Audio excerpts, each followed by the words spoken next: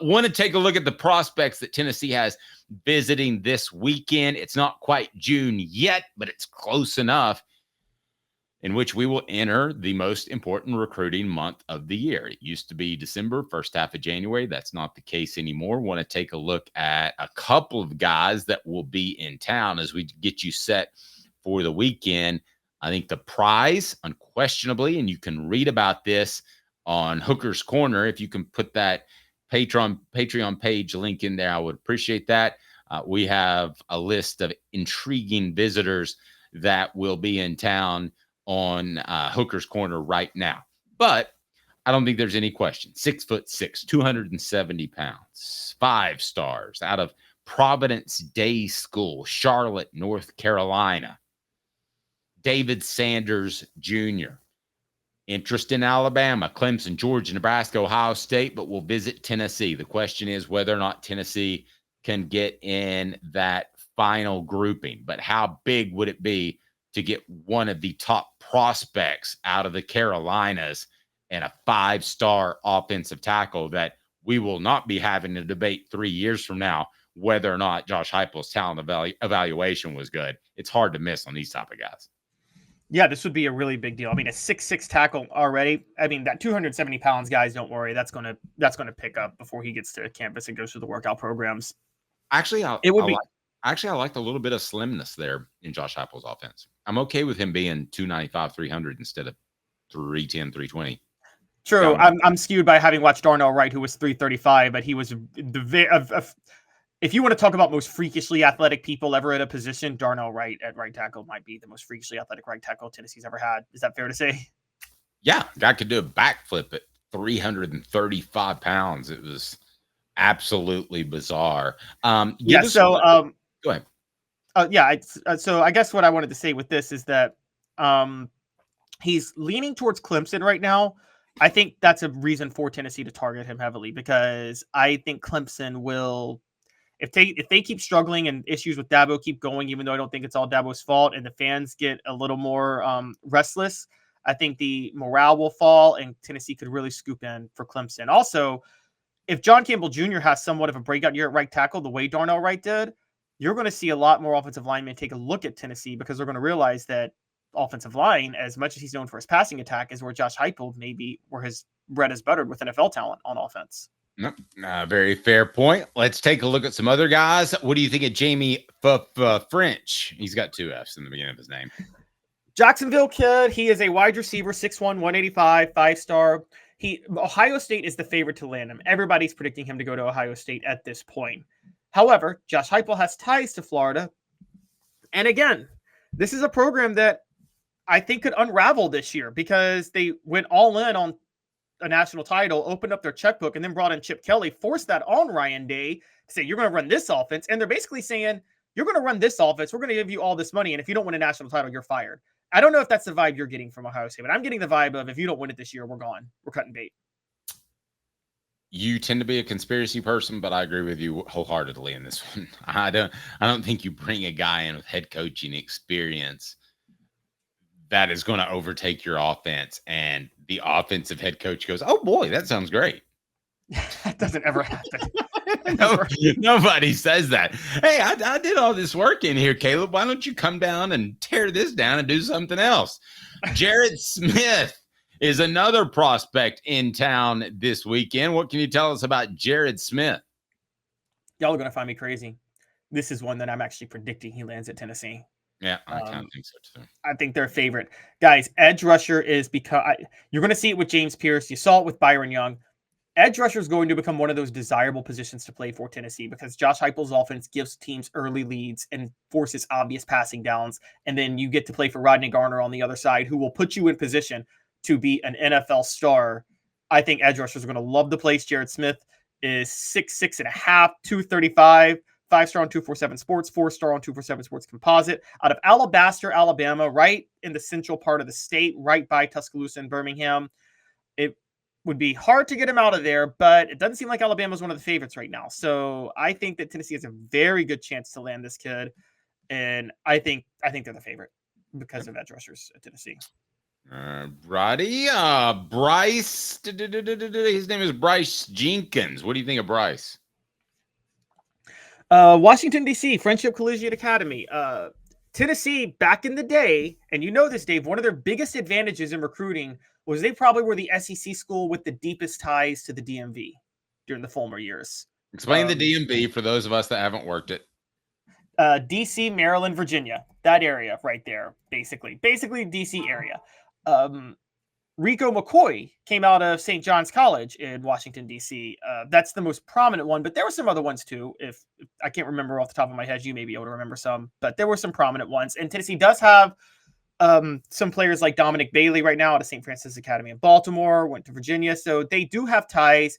Bryce Jenkins, 6'5", 315. It would be hard to get him out of Maryland because ever since Mike Loxley's taken over at Maryland, he's actually gotten a pretty good lock on the DMV area. He has deep ties there. But if an SEC school were to get him, Tennessee would be that school.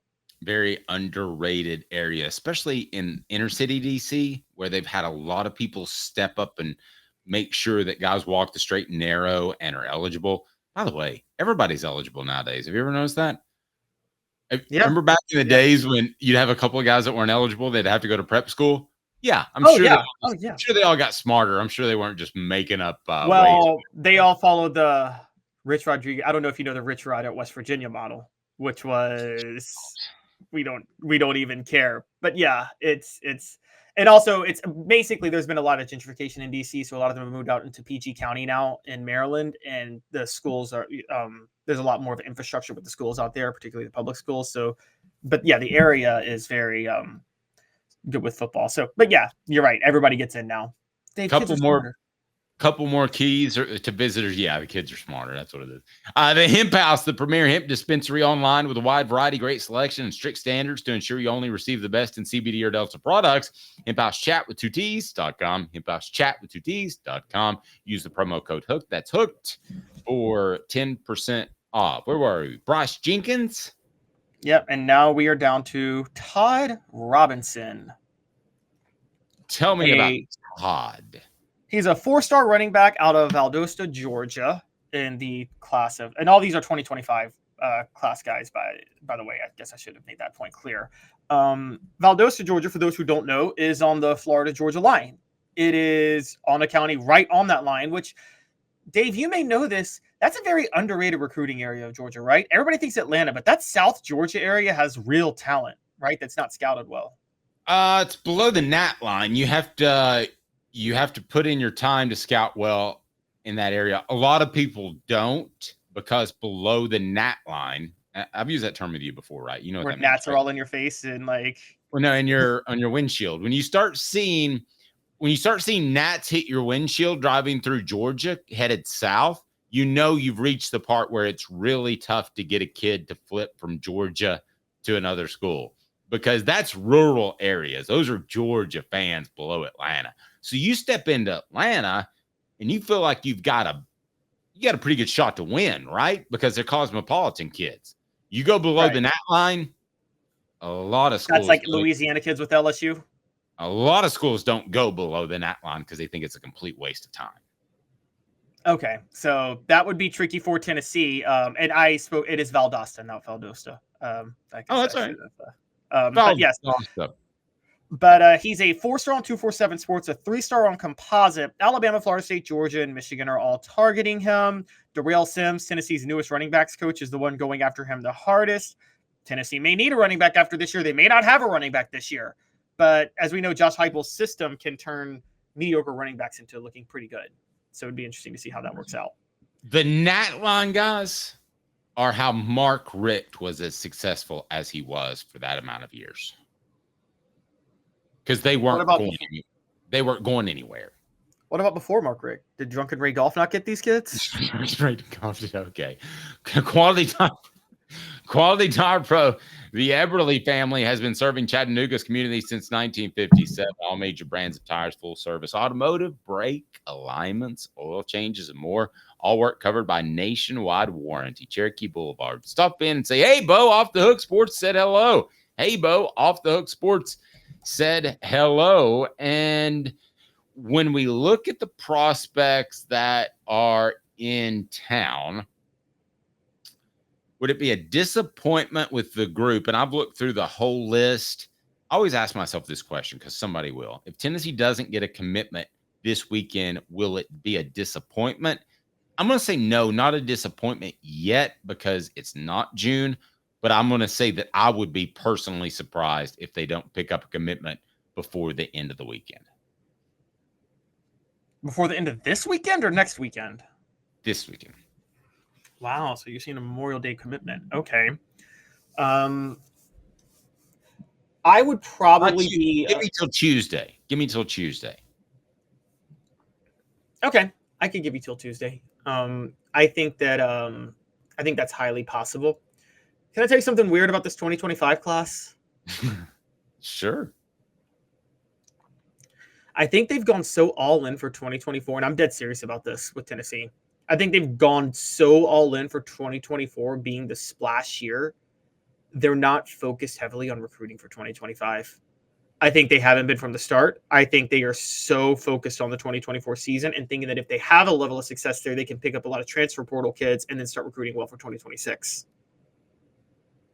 Travis says 2 commits by Tuesday. That wouldn't surprise me at all. That would not surprise me at all. As a matter of fact, if I had to pick between 2 or 0, I'd pick 2. Would you pick 2 or 0? It's about that. Trust me. It's about I'm leaning 0 because I'm telling you, I don't think they're working that hard on the recruiting show. I think Tennessee is expecting the season to speak for itself and so now, and by the way, that's fine. You got somebody that's been covering recruiting for 25 years, but you don't trust me. I understand. That's fine. Okay, fine. Dave. Okay. I'm not getting emotional about it. Just go ahead. Dave. Okay, honestly. They'll get 1 by Tuesday. I will bet you lunch on it. I don't know. Whenever we see each other next, lunch, they'll get 1 by Tuesday. Are you taking that? Yay or nay? No, it's 0 or 2. 1, we both lose. No, I'm taking 0. I'm taking 0. You're taking 2. If it's 1, it's a push. Okay. All right. Fine.